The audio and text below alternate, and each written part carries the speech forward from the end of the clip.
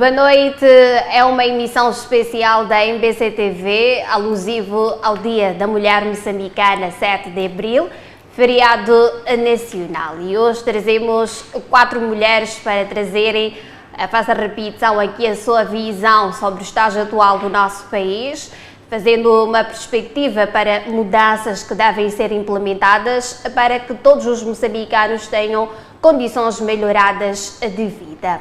Trazemos na edição de hoje a professora Nassima Figia, do meu lado direito, e ao contrário, do lado esquerdo, temos aqui Regina Matsinha, que é a professora, e do lado esquerdo da professora temos Rosa Vilanculos, que é advogada, e do outro lado, de forma virtual, teremos uma economista, precisamente Laísia Matsinha, que poderá trazer os seus comentários na vertente mais económica.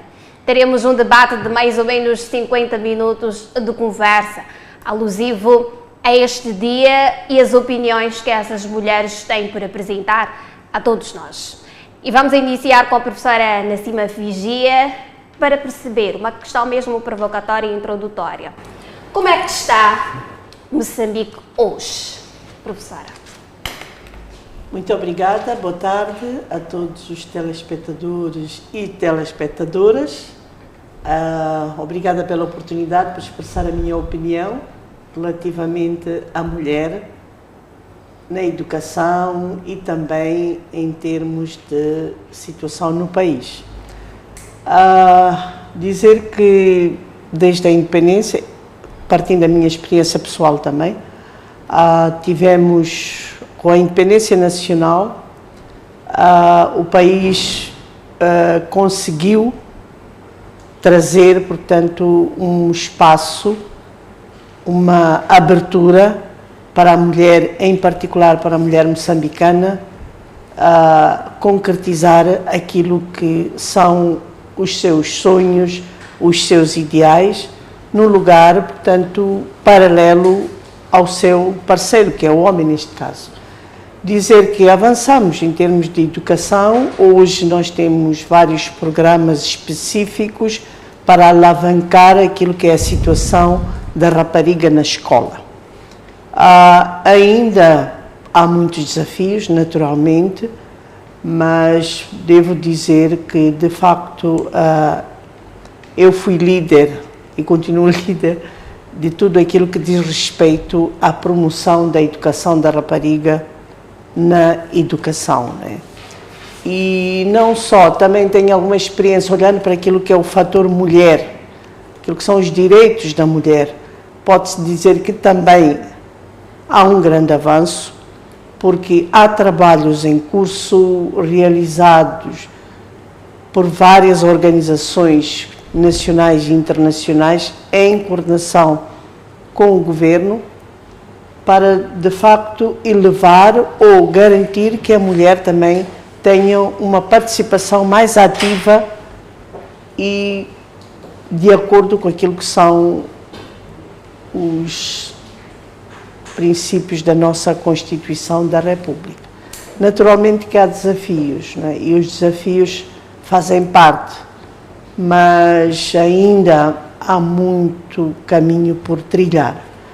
E apesar de termos leis, as nossas lutas são acompanhadas sempre por melhorar as políticas, as estratégias e termos um conjunto de leis que, de facto, ponham esta mulher com os mesmos direitos, as mesmas oportunidades, etc.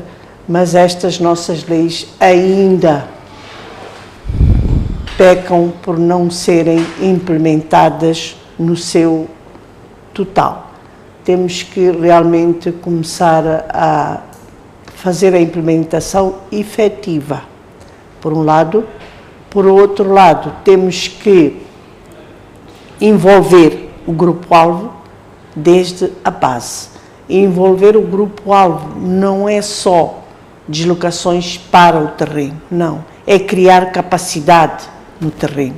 No nosso país é grande, temos uma percentagem bem grande de mulheres. Raparigas, então, crianças, meninas, os números falam por si.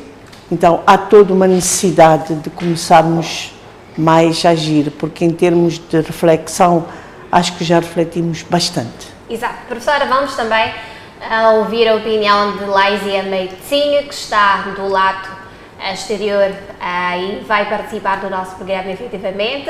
Doutora, boa noite, bem-vinda, e a questão preliminar é a seguinte: como está Moçambique hoje em termos económicos? Muito boa noite. Assim, em primeiro lugar, Cecília, obrigada pelo convite. É uma honra poder participar deste programa, representar estes mais de 50% da população moçambicana, que é composta por mulheres, e representar estas mulheres não é tarefa fácil, mas me sinto honrada por poder estar a fazer parte deste painel. Dizer boa noite às minhas companheiras de painel. E, em primeiro lugar, eu gostaria de dizer que as mulheres têm força, elas são capazes, as mulheres podem estar onde elas quiserem estar. Para isso, a luta já começou, vamos avançar e não vamos parar, vamos persistir e continuar na luta. Com relação aos aspectos econômicos que a Cecília pediu-me, eu tenho vindo a fazer alguns estudos com relação a isso. Temos grande representatividade das mulheres, não só no setor da agricultura, que é um dos setores chaves da nossa economia, não só para a agricultura agricultura familiar, para a alimentação familiar, mas nos últimos tempos temos notado um grande avanço também nestas mulheres para fornecer os mercados de outras províncias ou até nacionais. Estamos a ver as mulheres a marcharem neste sentido, mas temos visto também um grande número de mulheres engajadas também no setor privado, até mesmo no setor público. Estamos a ver um crescente número de representatividade das mulheres. É claro que o trabalho ainda é grande, não devemos nos dar por satisfeitas por este resultado que alcançamos. Somos 53% da população, faz sentido que 53% dos empregados de todas as instituições também sejam mulheres, que refletiria a realidade deste nosso país. Estamos a falar de 53% de mulheres, jovens também mulheres. Então não é pouco número não, apesar de estarmos a ver também algum avanço com relação a algumas empresas que já abrem vagas específicas para as mulheres, coisas que nós não víamos há um tempo atrás, mas ainda devemos continuar a lutar. Contudo, tem uma particularidade que eu gostaria de levantar aqui com relação aos debates. Eu tenho participado em alguns debates na arena da sociedade civil e não só, mesmo na arena política. Eu percebo que muitos debates dos direitos das mulheres ou dos poderes, dos deveres e tudo o que tem a ver com a mulher tem sido feito em salas totalmente feministas. Eu gostaria de ver nos próximos tempos alguma mudança com relação a este aspecto, principalmente porque a maior parte da violação dos direitos das mulheres ou da retirada destes direitos das mulheres é feita mesmo pelos homens. Então, esta mulher tem a capacidade, tem o direito e o dever de começar a fazer estes pequenos envolvimentos dos homens para que eles não nos dêem o nosso lugar como um favor. Não façam agora, por exemplo, vou falar na arena política, está-se a falar das listas zebras, mas a lista zebra fica como se fosse uma oferta dos homens para as mulheres, como se fosse um favor que está sendo feito às mulheres. Para mim deve haver uma nova forma de roupagem para estes debates. Os debates não podem ser feitos só entre mulheres, porque as mulheres conhecem os seus direitos, mas os homens acabam atropelando estes direitos.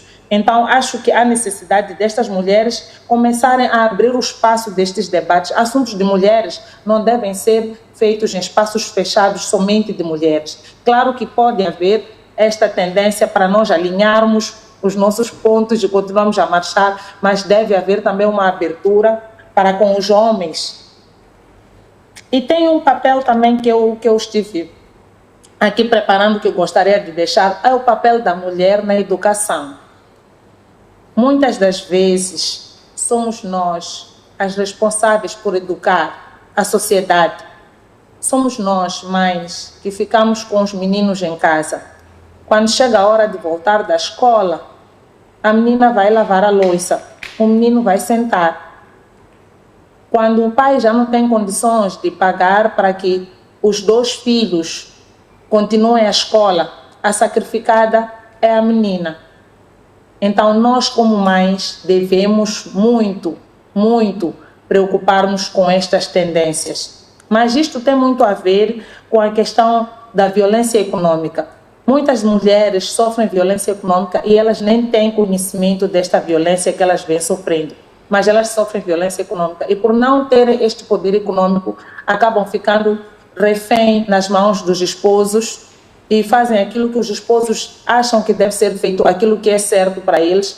Mas quanto a isso, eu não vou me alongar muito, vou deixar exatamente esta parte para a colega jurista que está no painel, para que possa nos auxiliar com mais detalhe com relação às leis. Exato. E é por isso mesmo que agora nós vamos ao encontro da doutora Rosa Vilanculos para perceber a opinião que tem, de uma forma preliminar, sobre a situação geral do país no componente de direito e justiça.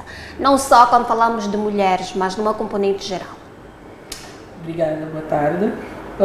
Bem, eu diria que o Estado moçambicano reconhece direitos iguais, tanto para os homens, assim como para as mulheres. Isso formalmente, mas na prática, como a doutora esteve aqui a dizer, há mesmo essa desigualdade.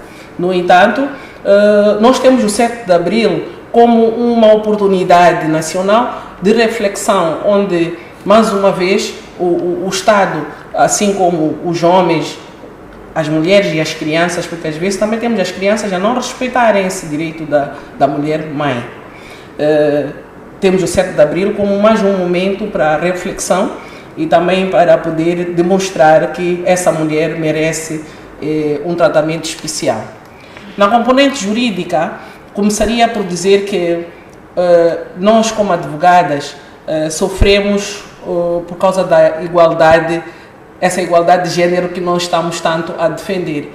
Mas no concreto, se formos à prática, sim, temos direitos iguais, mas nós devemos ter um tratamento um bocadinho mais especial relativamente a certas atividades como advogadas que nós temos enfrentado. Por exemplo, vou começar pela parte econômica. A mulher advogada, no início da carreira, enfrenta muitas dificuldades para poder se firmar no mercado. Nós temos uma sociedade em que respeita mais um homem a fazer a defesa do que uma mulher. Então, nos primeiros anos de serviço da mulher, há muita dificuldade para poder enfrentar a carreira jurídica. Mas ainda, eu tive um episódio na cadeia, em tempos estive alocada à cadeia da BO, não é? E lá existe um corredor escuro em que essa mulher passa sozinha, porque já trabalha dentro da própria cadeia, passa sozinha e alguns presos lá circulam livremente, são aqueles presos com comportamento mais ameno, um comportamento que se considera pronto para poder se dar algumas atividades para prestar dentro da cadeia. Mas, naquele corredor, a mulher precisa de ser acompanhada. Então, esses direitos iguais que nós estamos aqui sempre a repisar, nós temos que ter em conta que há certas situações frágeis da mulher, próprias do género, que precisam de ser observadas. Também, nós temos a situação da mulher que ainda muito menor, é obrigada a ir ao lar. Daí temos casamentos prematuros, não é? Isso preocupa-nos muito como juristas. E temos também a mulher ou criança menor que fica grávida aos 12 anos. Há casos em que temos com crianças grávidas aos 9 anos. Isso preocupa-nos muito como juristas, porque é um crime e nós estamos a repisar, nós temos feito palestras a tentar mostrar à sociedade que a criança precisa de crescer, em especial a criança mulher, precisa de um tratamento especial, precisa de ser educada, devem dar oportunidade às mulheres, às crianças mulheres para irem à escola, para se formarem, para poderem estar empoderadas, porque como a nossa colega acabou dizendo, às vezes os pais acabam levando a menor ao lar justamente por causa de questões econômicas. E havendo necessidade dentro de uma casa, o pai, às vezes endividado, não se preocupa em deixar uma criança com 12 anos enfrentar um lar. Enfrentar um lar não é fácil, porque primeiro a criança estruturalmente ainda não está pronta para receber uma gravidez. Mas nós já temos uma criança que está grávida. Temos a criança que vai enfrentar uma família como mãe. É muito menor para poder ter tanto papel. Aquela criança ainda precisava de ir à escola e nós vamos repisar. Nós precisamos de crianças na escola, precisamos de mulheres a trabalharem e a terem um rendimento que possa lhes dar um poder dentro de uma família. E da doutora Regina Matezinho, nós vamos querer perceber na componente mais social. É mulher moçambicana, certamente tem uma opinião sobre as coisas que tem visto. Como é que nós estamos? Muito obrigada, boa tarde às minhas colegas e a Laísa Matezinha, mesmo apelido por sinal. Obrigada. Bom, escutando cada uma das minhas colegas aqui, as três, o que eu fico a perceber numa só palavra é que, de facto, nós estamos a atravessar momentos bastante complicados no nosso dia a dia, não só como mulheres, mas como cidadãos, no geral, em Moçambique. Desafios que precisamos de colocar a mão à consciência e dizer assim, o que é que nós temos que fazer para mudar o que está a acontecer? Há, de facto, problemas sérios. Nós não precisamos de ir longe. Saímos, vamos aqui a esta avenida principal que está aqui, assim, e vemos meninas bem jovens. O que é que elas estão a fazer? Estão a vender amendoim até altas horas da noite para tentar alguma coisa que seja para levar o sustento para casa, para ajudar os pais. Só isso é suficiente para nós percebermos que estamos a atravessar problemas sérios e problemas falando de uma forma sem usar termos muito, como é que eu posso dizer, ligados muito aqui à área jurídica, à área da economia, etc. Dizer assim numa só palavra, ou duas, estamos a enfrentar pobreza e miséria extremas que levam as pessoas a uma situação de vulnerabilidade, principalmente a mulher. Por quê? Porque nós olhamos para a mulher hoje como sendo a maior provedora dentro de uma casa. Aquela que carrega todo um fardo, aquela que tem responsabilidades acrescidas, desde a procriação, vamos lá dizer assim, desde trazer as pessoas à vida, portanto dar à luz, e depois ter que encontrar formas para fazer com que essas pessoas possam sobreviver, esses seres que ela trouxe, possam sobreviver de alguma maneira, e daí em diante, o que é que vai comer hoje, o que é que vai comer amanhã, é a escola, etc, etc, etc. E está tudo isto nas mãos da mulher. Portanto, eu, olhando para aquilo que é nosso, de uma forma bem rápida e coisa, eu diria mesmo que o papel da mulher, a mulher nesta sociedade moçambicana, é um papel extremamente desafiante, mas é de um desafio extremo que, para quem vive o dia a dia, é desgastante até ter que ver a situação que se está a passar. E de alguma forma chamar a responsabilidade também da própria mulher para aquilo que ela espera que seja o seu amanhã, para aquilo que ela espera que seja Moçambique amanhã. Nós todos aqui temos de estar envolvidos nesta mudança, nesta transformação, nesta forma de levar o país a um caminho que saia de coisa. E a mulher, parecendo que não, e é uma grande verdade, a mulher, não sei se é a espinha dorsal da felicidade de um país. Para mim, eu acredito que sim. É a mulher onde se encontra aquele cordão umbilical que depois de cortado traz para a vida gente formada e bem formada. Eu, quando falo formada, não estou a falar só do nível, isso vem depois da consequência, mas estou a falar em termos de vida, em termos de como é que nós, o que é que nós somos. Podíamos aqui perguntar, eu vou terminar já, se hoje em dia as mulheres que saem e celebram o dia 7 de abril, será que param para refletir, de facto, como dizia aqui, para refletir sobre quem somos nós, o que é que nós queremos, o que é que nós esperamos da vida, onde é que nós estamos, para onde é que nós vamos, será que fazemos ou só procuramos por capulanas, que não é mau, está certo?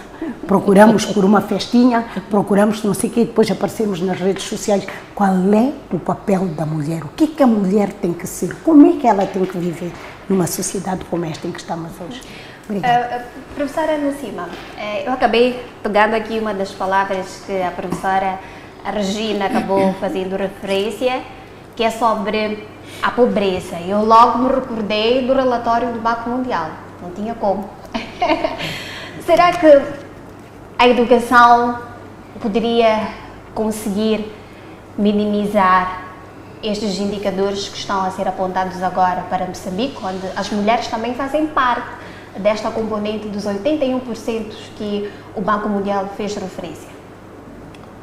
De facto, sim, como se diz, e é verdade, né? A educação é a porta para o desenvolvimento. E se pegarmos aquilo que a nossa economista falou, em termos de 53% da população moçambicana são mulheres, então aí temos uma mais-valia. Vamos olhar para a nossa educação, para o nosso Sistema Nacional de Educação e vermos em que pé, portanto, esta ainda não é mulher, não é? Pode vir a ser a mulher. Em que pé, portanto, em que situação ela se encontra. Claro que na educação todos nós sabemos qual é a realidade que nós estamos a viver. E isso nos choca bastante, porque esta menina, esta criança que vai à escola, a educação não é para transmissão de conhecimento, a educação é para formar a personalidade do indivíduo. Eu, como professora nos tempos que lá vão, que ela também sabe disso, nós tínhamos esta responsabilidade de conjugar o conhecimento com a prática da vida. Portanto, a aluna em particular tem que ter esta capacidade, e esta capacidade ela adquire na escola. Infelizmente, hoje nós temos uma educação que claramente ela está coxa, não está exatamente a formar ou a criar personalidades de acordo com aquilo que é a expectativa como país. E isso nos preocupa. Então, como diz a minha colega, e é verdade, nós temos que agir rápido. Temos que olhar não só, há muita informação que nós temos. Temos capacidades, quer humanas, quer técnicas, que podem, num espaço de tempo, embora o Dr. Severino diga que a formação de um professor tem que ser de 5 anos, mas é preciso olhar a nossa experiência, por exemplo, quando ficamos independentes, nós não tínhamos 5 anos para formar um professor. O governo decidiu, foi às escolas e buscou aqueles que já estavam minimamente formados para assumirem a liderança da educação. E nos deu o devido enquadramento. Por que não? E hoje as condições são melhores em termos de tecnologias, em termos de todo tipo de condições que se podem exigir. Por que é que estamos a falhar? Eu acho que o que nós temos que realmente, a nossa governação tem que tomar uma decisão urgente relativamente, não só à educação, acho, a todas as áreas que nós queremos que efetivamente esta mulher consiga não só satisfazer aquilo que são os seus ideais, porque ao satisfazer os seus ideais está também a contribuir para o bem-estar social, econômico, etc., do seu país. E, infelizmente, esses espaços não existem. Somos retraídos, recuamos sempre porque não temos este poder de decisão, não temos espaço. O espaço está sempre vedado. Nós, no nosso tempo, permita que eu diga isto, Nós fomos professores, fomos tirados da sala, fomos professoras, mas tínhamos esta responsabilidade de formar, quer em termos de conhecimento, como em termos de pessoa. Hoje estamos a chorar pelos valores. As nossas escolas, de escola não tem nada. As nossas meninas sofrem nas escolas, todo tipo de situações. É duro, é muito duro isto. E é triste, muito triste. Mas parece que não estamos a ver isto com a devida seriedade. É mais um apelo que realmente, de facto, aqueles que têm o poder de decisão têm que, sim, sentar com aqueles que estão a trazer ideias, sugestões, etc., para mudanças significativas para este país, para o bem-estar de todos nós. Porque nada é eterno. Nós não vamos continuar com palavras lindas, com flores, com não sei o quê, pensar que estamos... Não vamos. A realidade da vida, a lei da vida é objetiva. Então, com base naquilo que são os apelos da nossa sociedade, quer para a mulher, quer para a rapariga, quer para a criança, quer ao nível da saúde, quer ao nível da educação, há um apelo que está a existir. É preciso ouvir e sentar com as pessoas, dar espaço para a contribuição. Há muitos colegas que estão a ser empurrados, entre aspas, para a reforma. Porquê? Essas pessoas ainda têm capacidade para dar muito e muito para este país. Exato. E a educação precisa disso. A educação precisa. Exato. Se nós não investirmos na educação neste país,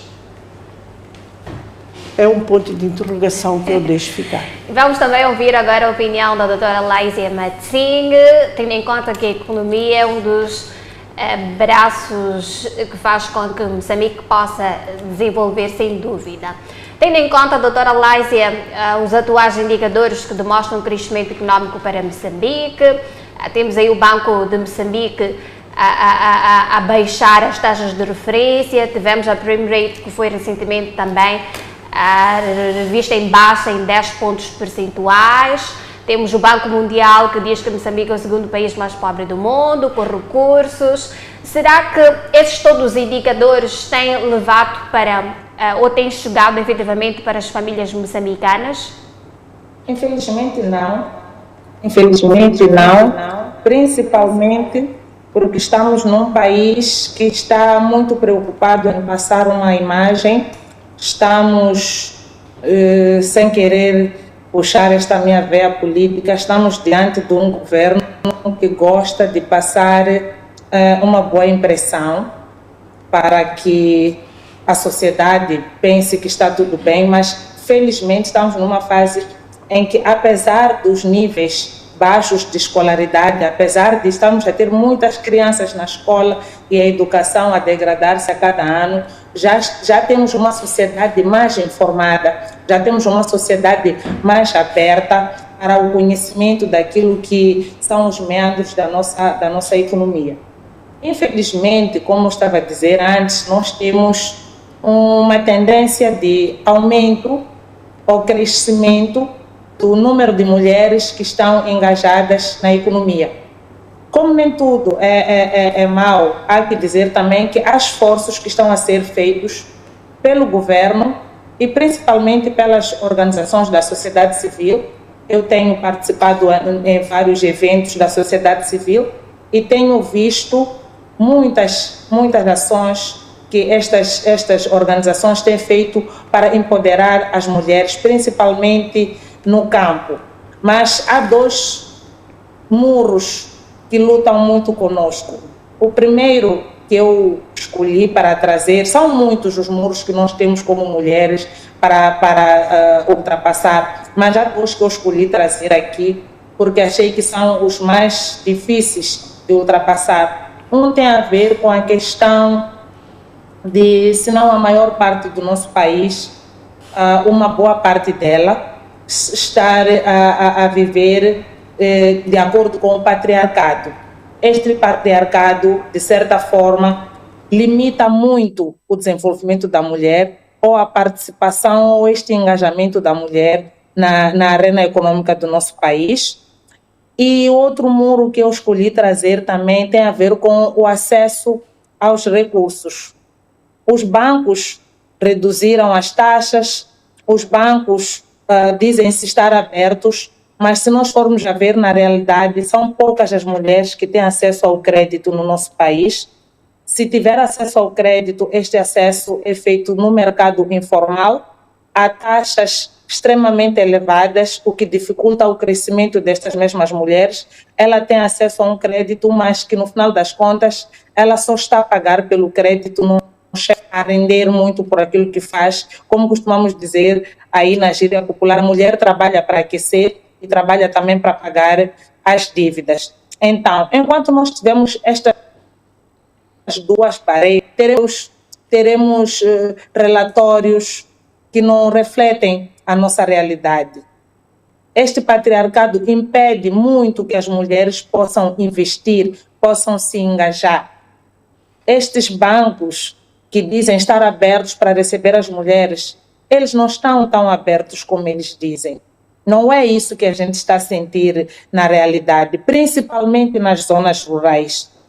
Há distritos do nosso país, há localidades que não têm banco. Então, como é que eu hei de ter acesso a um crédito se eu nem tenho um banco?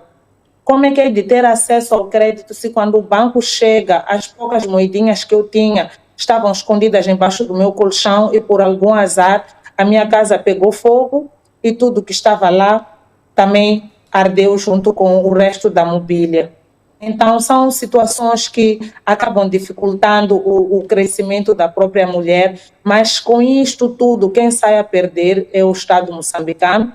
O Estado moçambicano sai a perder porque ele perde uma massa laboral que está sentada em casa por detrás do poder do patriarcado, mas infelizmente são situações que nem sempre o governo tem acesso. Nós, como mulheres, como sociedade, devemos estudar como é que é possível nós, como mulheres, ultrapassarmos esta barreira do patriarcado sem ferir as nossas culturas, sem ferir aqueles que são os hábitos e costumes das nossas tribos, das nossas comunidades, sem atropelar as mentes dos nossos anciãos que cresceram de um jeito e têm que se deixar moldar hoje em dia. Vamos fazer todos como melhorar esta sociedade, como fazer as mulheres, apesar do patriarcado, terem o seu poder. Também há que haver uma grande intervenção. Uma das colegas esteve a falar, por exemplo, da questão das leis. Nós temos leis que falam muito dos direitos iguais entre homens e mulheres, mas que as leis existem, mas pouca gente aplica. Mas também nem só pela aplicabilidade, mas também pela informação. A palavra de Deus nos diz que aquele que não conhece, ou melhor, aquele que esquece se iguala àquele que não conhece. Para dizer que aquele que não conhece não é capaz de pedir aquilo que é seu direito. Então, se nós não conhecemos os nossos direitos, nós não temos como exigir, nós não temos como lutar por eles. E esta é a situação que nós vemos atualmente, em que temos muitas mulheres que não sabem dos seus direitos, elas não têm conhecimento, porque estas leis estão publicadas para as mulheres mais escolarizadas, estão publicadas nas grandes cidades, mas lá nos distritos, nas zonas recônditas, essas leis ainda não chegaram. Então deve haver um grande trabalho entre o governo, as organizações da sociedade. Queremos agradecer bastante a doutora Laísia Matsi por estes muros de barreira para o desenvolvimento. Temos que cobrir para o nosso intervalo e certamente na segunda parte teremos oportunidade para continuar aqui a conversar com estas mulheres que hoje vieram cá em BCTV para analisar a situação atual do país. É breve a curta pausa, não saia daí. Até já.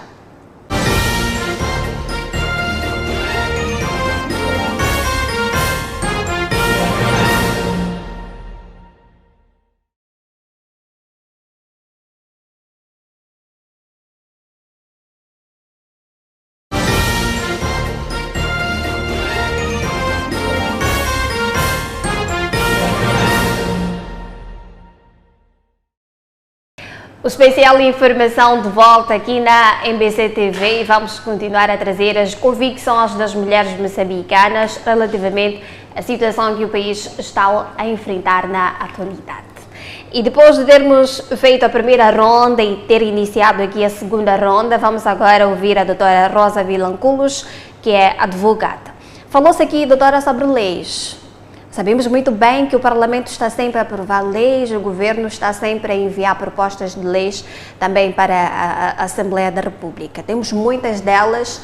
Efetivamente, seriam a falta de leis no nosso país, ou então a falta de execução, ou então, como a doutora Laísia Matinho estava a dizer, a falta de conhecimento sobre a existência de leis no país. Bem, eu começaria por dizer que, se calhar, a divulgação das leis é que não está a fazer chegar a informação ao público-alvo. Recordo-me em tempos que cheguei a propor para que se fizessem caricaturas. As pessoas entendem melhor as coisas através da encenação, não é? Fazendo caricaturas a demonstrar que mandar uma mulher, demonstrar uma figura de uma criança grávida e demonstrar que essa criança ainda não está preparada para ser mãe, eu acho que tem mais peso que algo que foi escrito que se calhar a pessoa que devia ler não sabe. Também é necessário demonstrar aquelas pessoas infratoras que conseguem se envolver com crianças menores, principalmente crianças menores de 16 anos, não é?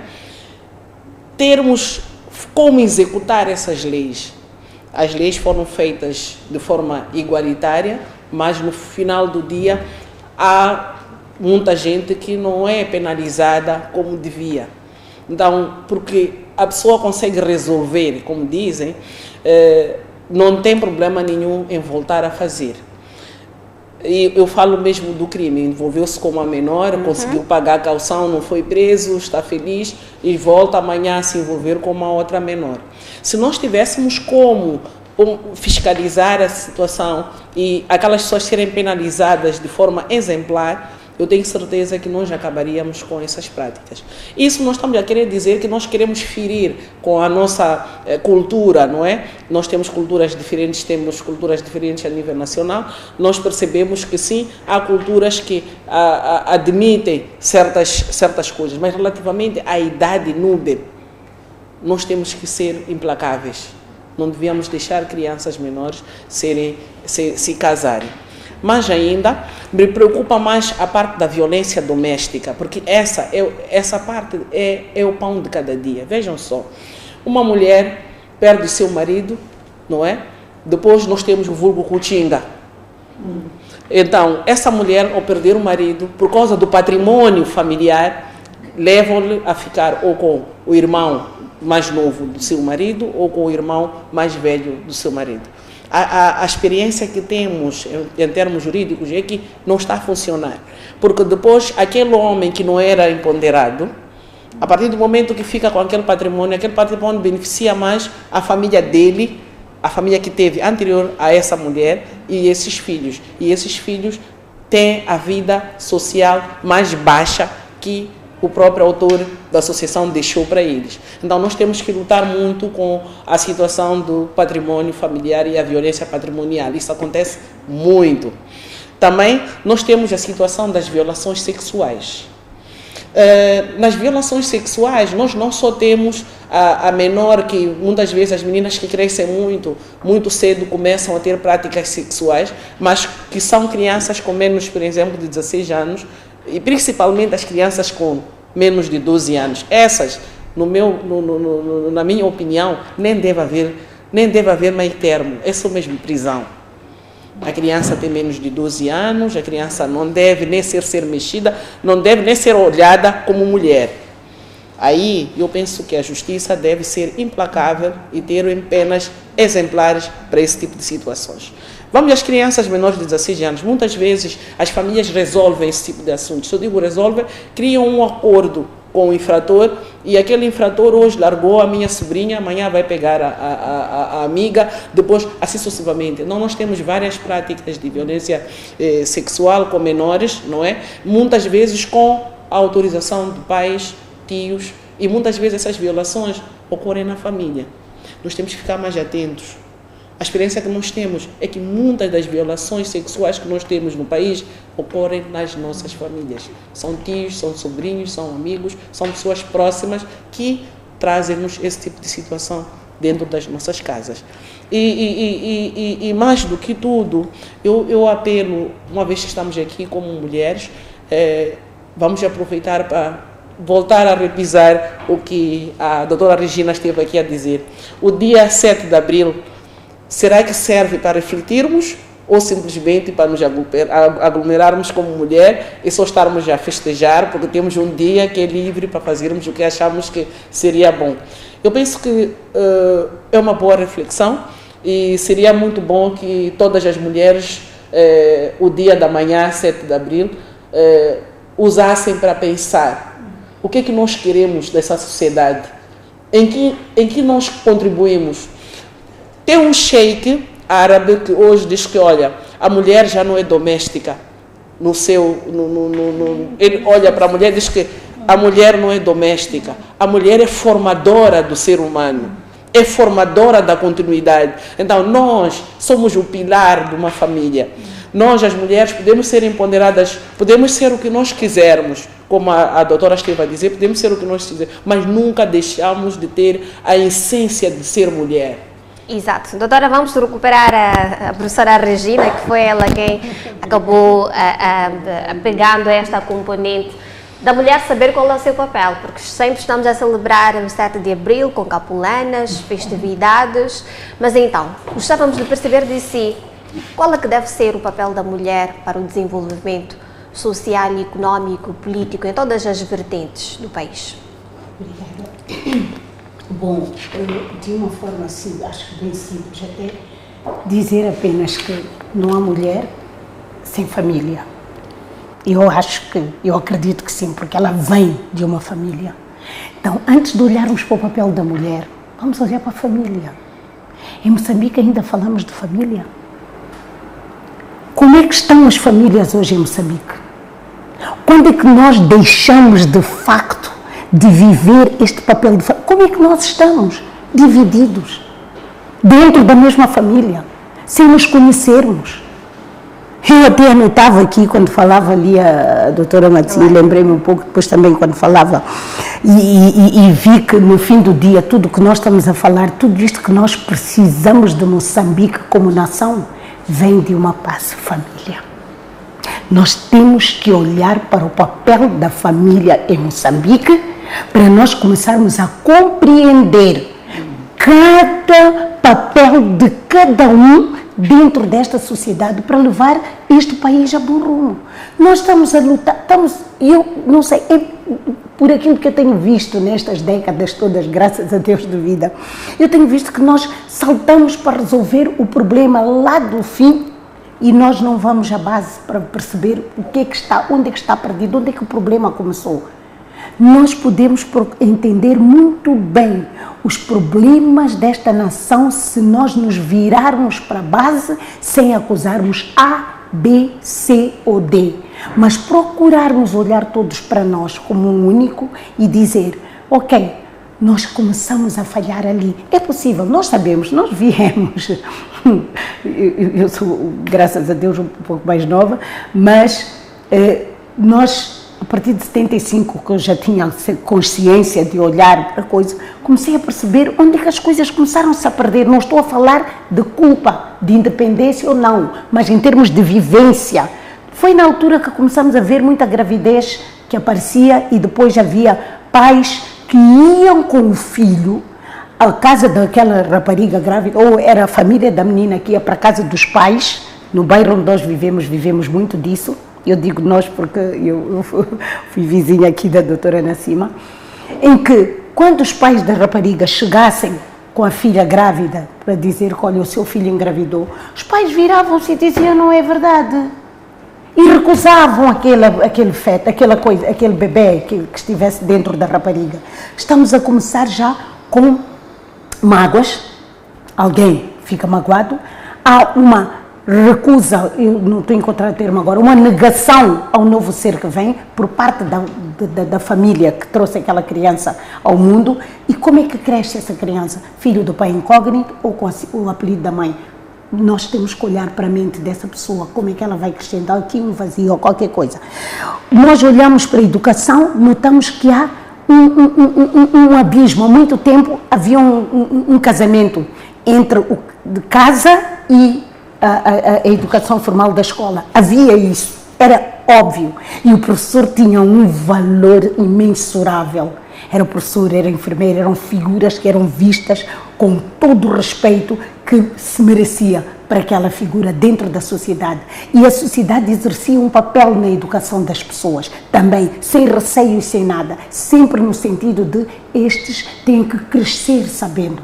Hoje nós podemos falar de família ou de pessoas que partilham o mesmo apelido e vivem debaixo do mesmo teto. Okay? Eu estou a colocar isto como coisa, amanhã, dia 7, refletir sobre isto, os grupos de mulheres sentarem-se e começar a refletir. Muitas estão preocupadas hoje em fazer tanta coisa boa, sai de casa amanhã, deixa em casa os filhos que estão ali com o marido sem nada para comer, mas ela foi para lá festejar toda e tal, e aquela gente ficou em casa. Nós queremos uma educação de qualidade, todos nós queremos isto, então vamos investir nas pessoas, e em especial na rapariga, para que ela possa crescer em estatura e sabedoria, para que ela possa amanhã dizer que sim, estou diante de uma nação, e a nação toda, sentir-se uma nação forte. Para nós termos boas juristas, para nós termos bons economistas, para nós termos professores de qualidade, para nós termos apresentadoras de qualidade, tudo isso, para nós termos uma nação, termos chefes de Estado, termos ministras, termos uma nação forte. Nós, mulheres moçambicanas, já mostramos que somos fortes, somos capazes, somos resilientes. Vamos começar a refletir na nossa vida como nação, mas vamos olhar para dentro de nós, vamos pensar se de facto temos família ou temos pessoas que entram a qualquer hora, vão à cozinha. Nos nossos tempos nem se permitia. Você passou aquela hora que tinha que estar ali para comer, passou! A não ser que houvesse uma razão específica para não estar em casa àquela hora, ninguém ia abrir a panela de qualquer maneira para tirar a comida, nem isso. Ia-se para a cama com fome. Mas nós brincamos muito. Nós fomos malandros. Houve malandrice no nosso tempo. Mas eram coisas... E hoje o que é que se encontra? Coisas de perversidade, pensamentos que ultrapassam a medida do aceitável. Tudo isso a dizer o quê? Por causa de quê? Queremos o quê? Então, família. Será que nós, de facto, temos família? Falamos em família? Vamos olhar para a rapariga como sendo ela amanhã mulher, aquela que vai formar uma nação, porque a mulher que dá à luz a alguém é já mãe de muitas nações, porque a partir daquele alguém que ela trouxe para o mundo, nós já estamos a fazer o quê? Estamos a delinear uma nova forma de estar, de ser e de viver em meio à sociedade. E vamos voltar para a professora Nacima, tendo em conta que aqui falou-se sobre a geração de pais.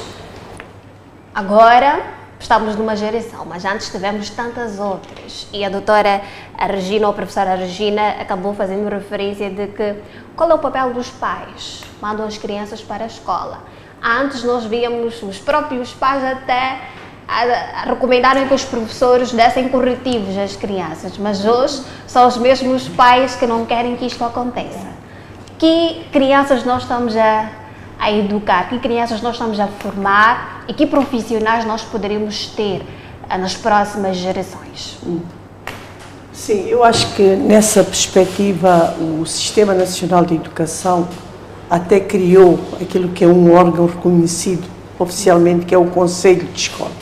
Este órgão faz a ligação entre os pais, né, pais encarregados de educação, com a escola e a comunidade. E isto funcionou. Funcionou porque quando se cria este órgão, há normas que devem ser seguidas, aplicadas, e o professor, naquele período de férias gerais, o professor, depois das suas férias, regressava à escola e vinha estudar, vinha à escola para perceber quais são essas normas, qual é a responsabilidade dos pais, qual é a responsabilidade da escola. Quando digo escola, tem professor, tem diretor, tem os funcionários, toda aquela equipe, todos os intervenientes. Então, isto no nosso tempo, de facto, funcionou. Funcionou porque havia controle, havia avaliação. E qualquer ser humano, quando desenvolve uma determinada atividade, gosta de ouvir se aquilo que fez está bom, não está bom, onde é que está errado, o que é que deve ser melhorado. Infelizmente, esse processo todo que foi decorrendo ao longo dos anos foi-se diluindo. As responsabilidades foram diluindo. A própria criação do próprio conselho de escola, apesar de termos um manual, um regulamento, também foi-se diluindo. Não começou a enfraquecer o sistema em termos de gestão, em termos de monitoria. A centralização dos serviços barrou todos esses desenvolvimentos. Por quê? O país é grande e nós estamos a crescer cada vez mais. Então, felizmente, nós temos uma estrutura administrativa funcional, que é o central, temos as províncias, os distritos, as escolas e a comunidade. Se nós olharmos aquela estrutura administrativa que existe, e se ela for funcional, for respeitada, nós vamos conseguir resgatar isto. A própria educação, o próprio setor, em algum momento, teve um departamento que respondia pela ligação escola-comunidade. Hoje nós não temos esse departamento. E as coisas são lançadas. Parecemos à procura do peixe lá no rio ou no mar, etc. Então, esta ligação escola-comunidade não está a funcionar. Os pais queixam-se dos professores, os professores queixam-se dos pais e vamos caminhando assim com estas queixas. E quem sofre no meio disto tudo são as nossas crianças. As nossas crianças são capazes de chegar a casa e responder mal à mãe e voltar e achar que aquilo foi muito bonito e vir à escola contar o que aconteceu em casa e todos se rirem e acharem que aquilo foi engraçado. Qual é a dedução dessa criança? É que aquilo que eu fiz está muito bem.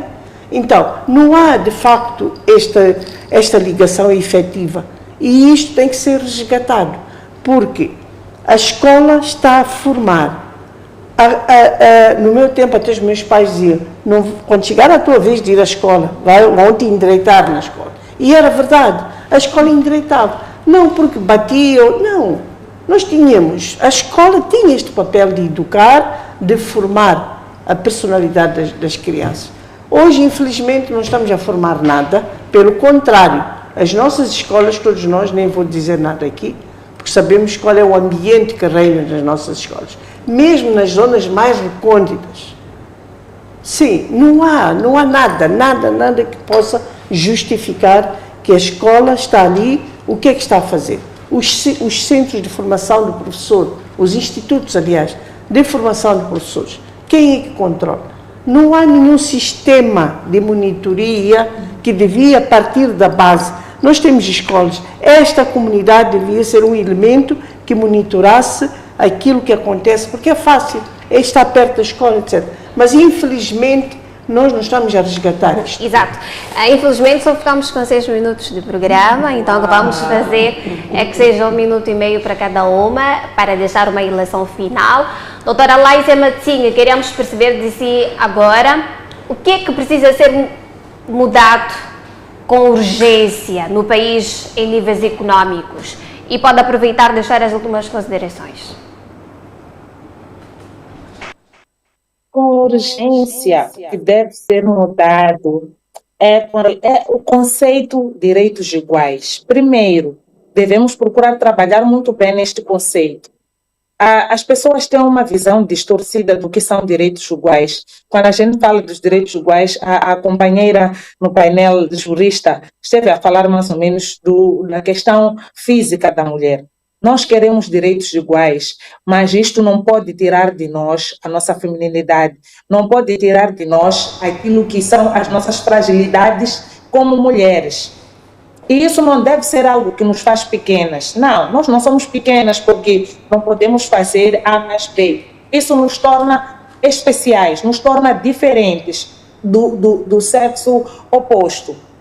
Uma pessoa frágil não é capaz de dar parto. Eu costumo dizer, se os homens tivessem que dar parto, eles todos morriam no parto. porque nenhum deles ia aguentar aquilo que a mulher aguenta. Então, o fato de a gente pedir direitos iguais não significa que os homens devem abrir mão de tudo aquilo que é dever do homem. Dizemos que o homem é provedor, mas isso não implica que a mulher não vá ao mercado, a mulher não vá ao trabalho, tanto que estamos a fazer isto agora. Então, o que nós queremos é que este conceito de direitos iguais seja visto na sua realidade. Direitos iguais ao acesso ao emprego, direitos iguais à tabela salarial. Nós vemos muitas vezes uma mulher e um homem a exercerem o mesmo cargo, mas com salários diferentes. Por que a mulher tem que ganhar mais? Por que o homem tem que se sentir ameaçado porque a sua esposa ganha melhor do que ele? Exato, Isso não é Láisia, motivo de guerra, é um ganho para a família. Daí que devemos puxar também a questão social, que você vai falar doutora também. Láisia, estamos mesmo sem tempo, então, mas pedimos que não possa sair desse lado, porque temos que fazer ainda uma fotografia, mas vamos ouvir também a opinião da doutora Rosa Vilanculos. O que é que com urgência, a nível de leis, a nível jurídico, deve ser ou deve ganhar uma nova roupagem no país? E pode aproveitar e deixar as últimas considerações. Obrigada. Bem, em termos gerais, eu penso que o que nós já conquistamos agora, em termos de leis, até já é suficiente. O que nós queremos é a implementação concreta dessas leis que foram implementadas. E com urgência, deixar aqui um apelo aos pais. A mulher, quando está grávida, deve ser alimentada, mesmo se não estiver consigo como esposa, porque nós temos formas de evitar uma gravidez que não estão a ser respeitadas. A partir do momento que engravidou, tem que ser um outro debate esse. Engravidou, deve alimentar, por favor. Nós temos muitas mulheres a sofrerem durante a gravidez, porque muitas vezes têm limitações para o trabalho e sequer o homem tem essa responsabilidade. Também devem parar de nos fazer atrás de processos por causa de alimentos. São vossos filhos. Paguem pela alimentação dos vossos filhos, por favor. Também temos a situação das mulheres divorciadas. O homem entende que aquela mulher velha já não serve, ou porque quer uma nova, ou por outros motivos que não vamos ter aqui o tempo para poder debater. Alimentem essas mulheres. Eu estou mais preocupada com a alimentação porque é o que nós temos, o pão de cada dia. E deixar aqui mais um apelo às mulheres, evitarem gravidezes, minhas irmãs, evitem gravidezes indesejadas. Tenham mais paciência, amanhã é dia da mulher, é um dia de reflexão, não é um dia de nós enfrentarmos ou afrontarmos os nossos maridos. É um dia de mostrar aos nossos maridos que nós trabalhamos. Quando vocês trabalham, mulheres, saberem trazer alimentos para casa. Uma mulher que trabalha e não participa nas despesas não é respeitada. Devemos saber como participar nas despesas. Exato. Muito obrigada, doutora. A professora Regina, últimas considerações, tendo em conta o que é que precisa ser modificado. Muito obrigada. Primeiro, o que precisa ser mudado, acabamos falando assim muito no geral, mas parabenizar a mulher toda moçambicana por este 7 de abril, por esta graça que temos, não é? Que nos é dada no calendário de feriado para podermos, voltamos a repetir, refletir sobre nós, sobre quem nós somos, olharmos para dentro de nós e fazermos uma análise. Por que eu vim a este mundo? Para que eu vim? Existo para quê? E ter a noção de que o meu papel é bastante importante para tornar uma nação mais forte. E olharmos sempre com um sentimento de que em nós há uma liderança natural. Aquela que, quando se vai à maternidade, não é qualquer pessoa que consegue ganhar. Até a mulher que não tem filho, ela tem dentro, que nunca teve filhos, tem dentro dela essa liderança. Nós somos fortes, somos capazes, somos inteligentes, tudo isso dado por Deus. E se nós queremos crescer em sabedoria e crescer em estatura, nós vamos ter que parar de querer ser vulgares e olhar para frente de uma forma humilde e pegar as coisas para frente, porque a nação é nossa. Exato. Vamos terminar com a professora Nassima. Obrigada. Também iria fazer este apelo, né, que nós mulheres temos, de facto, esse poder, temos essas capacidades todas. E mulher não no estágio já mais adulto, mas desde criança, desde menina, olhar para mim, mas vão ao espelho, olhem para lá, pois falem com o espelho, com a vossa imagem que reflete no espelho. Quem eu sou, o que é que eu quero da minha vida, para deixarmos sermos dependentes. Não olhem para os bens materiais, não se vistam, não se embelecem porque têm que mostrar a um homem, a um moço, não, por vocês próprios. Façam e dignifiquem aquilo que vocês são, aquilo que vocês têm, que Deus nos deu. E é isto que nós temos que trabalhar. A nossa beleza natural é muito importante, porque esta beleza natural é fantástica. Então vamos desenvolvê-la. Olhem-se para o espelho, por favor, e digam quem eu sou, o que é que eu quero, e respondam e avancem na vida. Obrigada. Devem ter-se percebido que 1 hora foi insuficiente para termos uma conversa mais contínua cá no Especial Informação de hoje, mas quem sabe que teremos uma próxima oportunidade para discutir e ouvir os pensamentos das mulheres relativamente aos problemas e soluções que o país pode alcançar. Estivemos aqui com Rosa Vilanculos, advogada, Regina Matzinha, professora, Nassima Figia, professora reformada da língua portuguesa, e Laísa Matzinha, que é economista. Até a próxima, fique bem.